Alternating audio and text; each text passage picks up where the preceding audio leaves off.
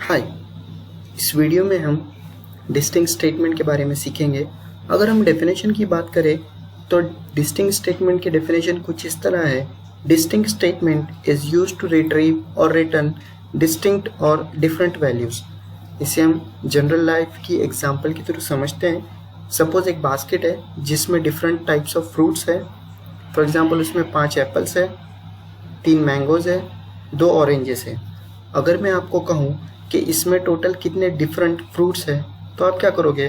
First Apple को different fruit की list में कंसिडर करोगे, सेकेंड, थर्ड, फोर्थ और फिफ्थ एप्पल को डुप्लीकेट कंसिडर करते हुए अवॉइड कर दोगे। सिमिलरली आप फर्स्ट मैंगो को डिफरेंट फ्रूट की लिस्ट में शामिल करोगे, सेकेंड और थर्ड मैंगो को एज अ डुप्लीकेट कंसिडर करते हुए उस लिस्ट से अवॉइड कर दोगे। सिमिलरली फर्स्ट ऑरेंज को आप डिफरेंट फ्रूट की लिस्ट में शामिल करोगे, सेकेंड ऑरेंज को आप उस लिस्ट से अवॉइड करोगे एज अ डुप्लीकेट। सो आप क्या कंक्लूड करोगे कि इस बास्केट में 3 डिफरेंट फ्रूट्स है, जिसमें फर्स्ट एप्पल है, सेकेंड मैंगो है, थर्ड ऑरेंज है। एसक्यूएल डिस्टिंक्ट स्टेटमेंट भी कुछ इसी तरह से वर्क करता है। वो क्या करता है, जो कॉलम्स आप मेंशन करते हो उन कॉलम्स का डेटा टेबल के अंदर सर्च करता है और डुप्लीकेट डेटा अवॉइड करके सिर्फ डिफरेंट डिटेल्स आपको रिट्रीव करके देता है। सिंटैक्स की अगर बात करें तो सिंटैक्स कुछ इस तरह से है। सेलेक्ट के आगे आपको लिखना है डिस्टिंक्ट कीवर्ड आपको लिखना है, ठीक है। उसके बाद आपको कॉलम्स मेंशन करने हैं, किन कॉलम्स पे आपको डिस्टिंक्ट ऑपरेशन परफॉर्म करना है। तो आप कितने भी कॉलम्स मेंशन कर सकते हो। फॉर एग्जांपल कॉलम 1, कॉलम 2, मैं कॉलम n तक लिखता हूँ यहाँ पर। इसके बाद आपको टेबल के नेम्स डिफाइन करने हैं फ्रॉम क्लॉज के आगे। फ्रॉम किस टेबल से आपको डिस्टिंक्ट ऑपरेशन करके डेटा रिट्रीव करना है। फॉर एग्जांपल मैं टेबल 1 लेता हूँ यहाँ पर। तो मेरा सिंटैक्स कुछ इस तरह से हुआ, सिलेक्ट, उसके आगे distinct, list of column names, ठीक है, from table name. Right side की स्क्रीन पे आपको एक टेबल दिख रहा है जो कि स्टूडेंट टेबल है, जिसमें मेरे पास 4 कॉलम्स है, roll number, name, class and gender. Out of which मेरे पास रोल नंबर जो है वो प्राइमरी की है, मीन्स ये कॉलम डुप्लीकेट वैल्यूज अलाउ नहीं करेगा। अगर इस टेबल में हम देखेंगे तो यहाँ पे शाफे नाम जो है वो 2 बार आया है, ठीक है। सिमिलरली जैद जो है वो 2 बार आया है। तो अगर मैं आपसे कहूँ कि इस स्टूडेंट टेबल में टोटल कितने डिस्टिंक्ट या टोटल कितने डिफरेंट नेम्स है, तो आप क्या करोगे? अशना को कंसिडर करोगे, मुनीब को कंसिडर करोगे, रैयान को कंसिडर करोगे, फर्स्ट शाफे को डिस्टिंक्ट या डिफरेंट की लिस्ट में कंसिडर करोगे, सेकंड शाफे को डुप्लीकेट कंसिडर करते हुए अवॉइड कर दोगे। आप शफीक को कंसिडर करोगे, फर्स्ट जैद को कंसिडर करोगे, सेकंड जैद को डुप्लीकेट कंसिडर करते हुए अवॉइड कर दोगे और जुहैर को कंसिडर करोगे। तो स्टूडेंट टेबल में टोटल 7 डिफरेंट नेम्स है, ठीक है। हम इसको क्वेरी के थ्रू देखेंगे। तो आपको क्या लिखना है? Select followed by distinct keyword आपको लिखना है और कॉलम का नाम मेंशन करना है। तो इस टेबल में कॉलम का नाम है नेम, ठीक है। फ्रॉम के आगे आपको टेबल नेम लिखना है। तो मेरे पास टेबल नेम जो है वो स्टूडेंट है, तो मैं लिखूंगा फ्रॉम स्टूडेंट।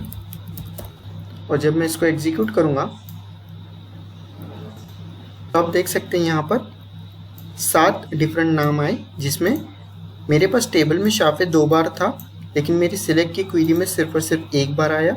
सिमिलरली मेरे पास जैद 2 बार था, लेकिन मेरे क्वेरी के आउटपुट में जैद सिर्फ और सिर्फ 1 बार आया, क्योंकि मेरे पास क्वेरी में डिस्टिंक्ट कीवर्ड यूज़ किया हुआ है।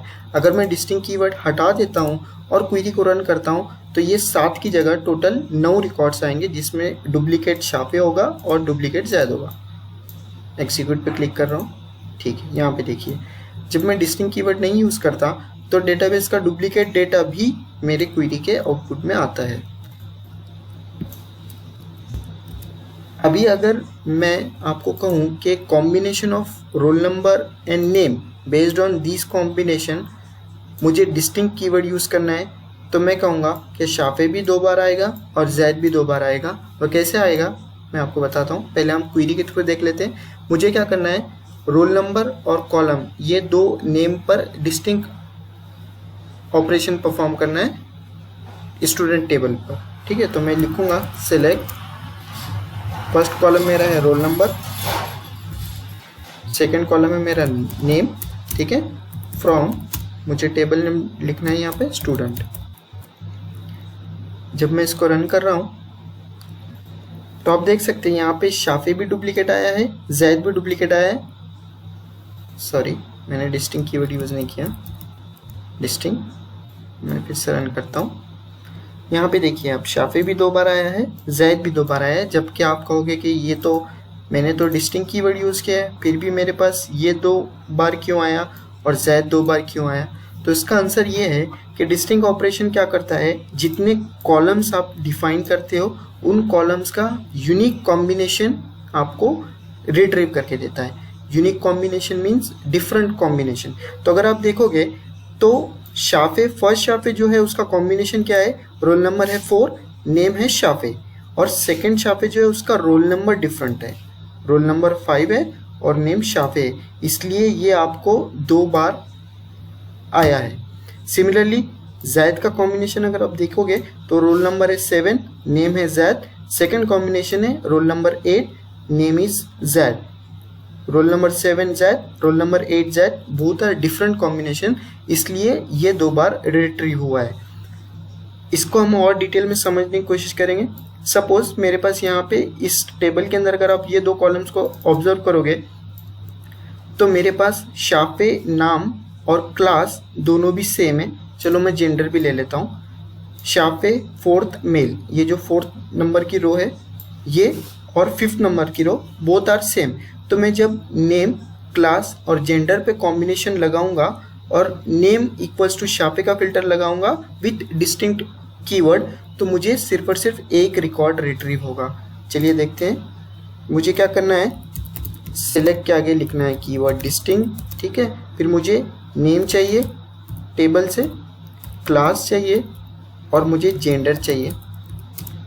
फ्रॉम के आगे मैं टेबल लिखूंगा स्टूडेंट। मुझे सिर्फ और सिर्फ शाफे का डिटेल्स चाहिए, तो मैं वेयर क्लॉज लगाऊंगा ताकि मेरा डेटा फिल्टर होके आ सके। Where name equal to single quote में मुझे शाफे मेंशन करना है। ये सिर्फ और सिर्फ एक रो रिट्रीव करके देगा।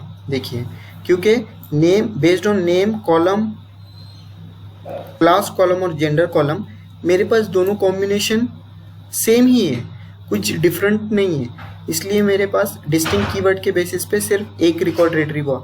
जब मैं रोल नंबर को ऐड कर दूंगा तब मेरे पास 2 रिकॉर्ड्स रिट्रीव हो गए। देख लेते हैं। मैं स्टार्टिंग में रोल नंबर लिखता हूँ, रोल नंबर, सिर्फ शाफे का मुझे डिटेल्स चाहिए और मैं एग्जीक्यूट पे क्लिक करता हूँ। तो यहाँ पे आप देखिए रोल नंबर 4 और roll number 5 both are different. तो अगर हम कॉम्बिनेशन की बात करेंगे तो roll number 4 name Shafe, class 4th, gender male, ये एक डिफरेंट कॉम्बिनेशन है compare to roll number 5 class name Shafe, class 4th, gender male. इसको हम और डिटेल में समझने की कोशिश करते हैं। अभी मैं जैद की डिटेल्स चेक करता हूँ।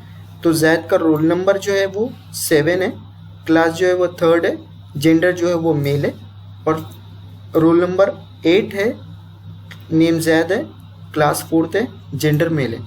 अगर मैं नेम और क्लास ये दोनों का डिस्टिंक्ट ऑपरेशन परफॉर्म करता हूँ फॉर जैद, तो ये मुझे एक रिकॉर्ड रिट्रीव नहीं करेगा, ये मुझे कितने रिकॉर्ड रिट्रीव करेगा, 2, क्योंकि ये दोनों के जैद और 3rd, जैद और 4th, these are different combinations. चलिए देख लेते हैं। मुझे क्या करना है, सेलेक्ट के आगे कीवर्ड लिखना है डिस्टिंक्ट। ठीक है, उसके बाद मुझे क्या चाहिए, नेम चाहिए और क्लास चाहिए। किस टेबल से चाहिए, फ्रॉम स्टूडेंट टेबल से चाहिए। और कुछ फिल्टर या कंडीशन है, तो हाँ मेरे पास कंडीशन है, मुझे सिर्फ और सिर्फ जैद के रिकॉर्ड चेक करने हैं, तो मैं यहाँ पे नेम में लिखूंगा जैद। जब मैं इसको एग्जीक्यूट करता हूँ तो देखिए मेरे पास 2 रिकॉर्ड्स रिट्रीव हुए, क्योंकि Zaid class 3rd, Zaid class 4th, these 2 are different combination.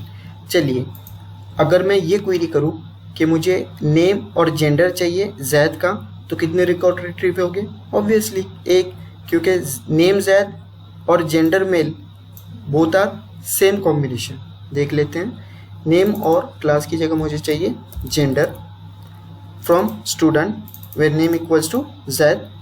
जब मैं ये फिल्टर लगाता हूँ और एग्जीक्यूट करता हूँ तो मुझे सिर्फ और सिर्फ एक रिकॉर्ड रिट्रीव हुआ, जबकि मैं अगर डिस्टिंक्ट कीवर्ड हटा देता हूँ तो मेरे पास 2 रिकॉर्ड रिट्रीव होंगे।